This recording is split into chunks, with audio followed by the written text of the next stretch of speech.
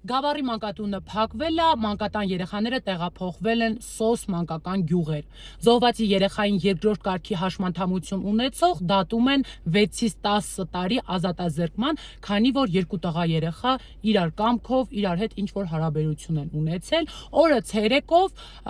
մանկատան աշխատակցուհին սենյակի դուռը բացել է, մի անգամ տեղ է տեսել, մի անգամ հայաթում է տեսել ու վերջում եկել են այն եզրակացությանը, որ այդ հոգեկան շեղում ունեցած երեխան, ով հիվանդանոցում է պառկում, իրան ինչ ասես, այտենց խելոք սուս ու փուս կլսի, այն մեկն էլ էլի հիվանդ երեխա է, իրանց պետք է պատժել, դատապարտել 6-ից 10 տարի։ Ես ուղղակի շոկի մեջ եմ։ Ուզում եմ հասկանալ, եթե երեխաները անչափահաս են եղել, աշխատակցուհիները որտեղ են եղել, որ երկար ժամանակ այդ դեպքը եղել է ու ինչ որ մի օր իրանք հայտնաբերել են։ Մտածելով, որ երեխաներից մեկին ոչ մի բան չեն անում, այն մեկին դատում են 6-ից 10 տարի, երևի մտածել են, որ ոչ մեկ հետևից չի գալու, երեխային ասել են, ինչ բարեկամ ունես, մամա մտավոր հետա մնացա, ասել է ոչ մի բարեկամ։ Պետությունը տրամադրում է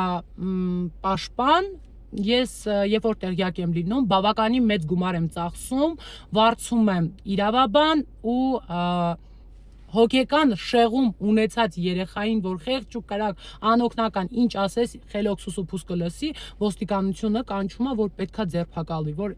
ինքը չգիտի էլ օրինակ տառերը, թվերը, ստորագրությունը։ Խնդրում եմ այս հարցին անդրադարձեք, բարձրաձայնեք,